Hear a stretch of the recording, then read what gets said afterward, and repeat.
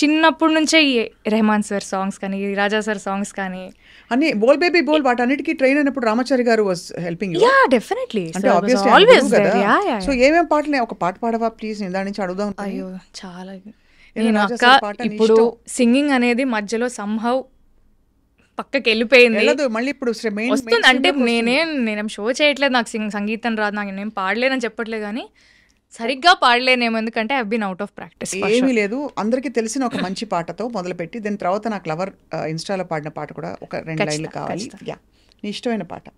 పువ్వుల్లో దాగున్న పళ్ళెంతో అతిశయం, ఆ సీతాకోక చిలుక ఒళ్ళెంతో అతిశయం, వేణువులో గాలి సంగీతాలే అతిశయం, గురువెవ్వరు లేని కోయిల పాటే అతిశయం, అతిశయమే అచ్చరు వందే నీవేనా అతిశయం, ఆగిరులు ఈ తరులు ఏ చెరులు లేనప్పుడు ముందున్న ప్రేమేగా అతిశయం, ఓ 16 ప్రయాణ పరువంలో అందరికి పుట్టేటి ప్రేమేగా అతిశయం.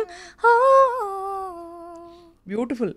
కానీ ఇంత పాట పెట్టుకుని ప్లేబ్యాక్ సింగింగ్ అసలు ఏమన్నా చేసావా? కొంచెం ఒక పాట పాడే. ఏం పాట? నా గుండె చప్పుడేంటో పిచ్చి పిచ్చిగా అని ఒక సాంగ్, కళ్యాణ్ మాలిక్ గారు మ్యూజిక్ డైరెక్షన్లో, హోరాహోరీ అనే సినిమా, తేజ గారి డైరెక్షన్. అది మిర్చి మ్యూజిక్ అవార్డ్స్కి కూడా నామినేట్ అయింది బెస్ట్ డెబ్యూ సింగర్. బ్యూటిఫుల్ కదా. I song that in my 10th class. అవును, బట్ అంటే వాయిస్ బాగా కల్చర్ క్లియర్గా కనిపిస్తుంది. That you have train your voice అని చెప్పి. అలా మెయిల్ తర్వాత ఆఫ్ కోర్స్ ఈ లవర్ సినిమా అన్నది ఇట్స్ అంటే చాలా బాగుంది. అండ్ అందులో ఎమోషనల్ బిట్స్ చూస్తే మాత్రం చాలా ఐ టేక్ సమ్ టైం, కొంచెం టైం తీసుకుంటాను చెప్పడానికి, నాకు కొంచెం టైం ఎడతకపోరే. ఏంటది డైలాగ్? నేను కొంచెం టైం వేணும். సో ఎన్న సొలి కొడతాంగ ఎలా చెప్పించారు ఆ రోల్? అంటే తమిళ్ గాట్ కొంచెం బెటర్. మోడర్న్ లవ్ చెన్నై చేసిన తర్వాత కొంచెం ఆ ఇంటర్వ్యూస్కి వెళ్ళడం కానీ, మనం కూడా ఇంకొంచెం తమిళ ఇండస్ట్రీలో ఇంకా ఇన్వెస్ట్ అవ్వడం వల్ల నేను మాట్లాడే తమిళ్ నాకు అర్థమయ్యే విధానం అదంతా కొంచెం ఎంత కాదన్నా బెటర్ అయింది. But this is a very difficult character to play, what ever I did in love. Very layered character. అంటే ఆ అమ్మాయికి భయం వేస్తే అవుట్ రైట్గా భయం అనే ఎమోషన్ చూపించదు. She should have a plain face or she should hide it. ఎందుకంటే ఆ అబ్బాయి కొంచెం ప్రాబ్లమాటిక్. డైరెక్ట్గా అవుట్ రైట్గా నేను నా ఎమోషన్స్ ఆ అబ్బాయితో చెప్పే అంత ఇది నాకు లేదు. అలా చేస్తే మళ్ళీ మా ఇద్దరి మధ్యలో గొడవలు రావడం వల్ల ఈ అమ్మాయి she is like keeping everything inside her. అంటే ఆడియన్స్కి 2 కన్వే అవ్వాలి. ఈ అమ్మాయి లోపడేదో ఫీల్ అవుతుంది, but at the same time okay she's trying to cover up, she's trying to manage. So అది లేయర్స్ అర్థం చేసుకోవడానికి డెఫినెట్లీ టైం పట్టింది. మా డైరెక్టర్ ప్రభరామ్ వ్యాస్ గారు అండ్ మణిగండన్ గారు, both of them sat with me and we had a couple of work shops కూర్చొని అసలు ఏంటి క్యారెక్టర్ సైకి ఏంటి, మనం ఎలా వర్క్ చేద్దాము. అండ్ మాకు హోంవర్క్ కూడా ఇచ్చేవాళ్ళు డైరెక్టర్ గారు. నువ్వే అరుణ్ అయితే, నువ్వే అబ్బాయి క్యారెక్టర్ అవుతే అమ్మాయిలో నువ్వు ఏం ప్లస్ పాయింట్స్ చూస్తావు, అమ్మాయిలో ఏం మైనస్ పాయింట్స్ చూస్తావు. అంటే we were thinking in the other characters perspective as well to understand each others character బెటర్గా. అలా వెరీ గుడ్ వర్క్ షాప్స్. అది నాకైతే చాలా హెల్ప్ చేసింది. వెళ్ళడానికి ఎంత టైం పట్టిందో రావడానికి అంతకంటే ఎక్కువ టైం పట్టింది. దాని లోపలికి వెళ్ళిపోయి బయటికి రావడానికి మనసే రావట్లేదు సార్. సో ఇంట్లో ఒకటి I mean it's great thing ఏంటంటే ఇంట్లో రెస్ట్రిక్షన్స్ పెట్టకుండా పంపించరు. సినిమా ఇండస్ట్రీ అనగానే అఫ్ కోర్స్ నాన్నగారు యాక్ట్ చేస్తారు, not much, but he's also like me. అక్కడ నుంచి వచ్చింది అనుకో. ఎక్కువ ఆర్పి గారితో ఆయన కనిపిస్తూ ఉండేది. Good friends, they know each other, so they good friends. So అలా నాకు తెలుసు అంటే about your dad. So but ఎక్కడ రెస్ట్రిక్షన్ పెట్టలేదా? వద్దు అస్సలు. నేను చెప్పాను కదా నాకు అదే చిన్నప్పుడు. ఎవరు వెళ్ళేవారు షూటింగ్స్ కి? ఆ షూటింగ్స్కి ఎవరు వచ్చేవాళ్ళు కాదు. ఎందుకంటే I started working only after 2021. అప్పటి నుంచి నేను ఐ స్టార్టెడ్ వర్కింగ్.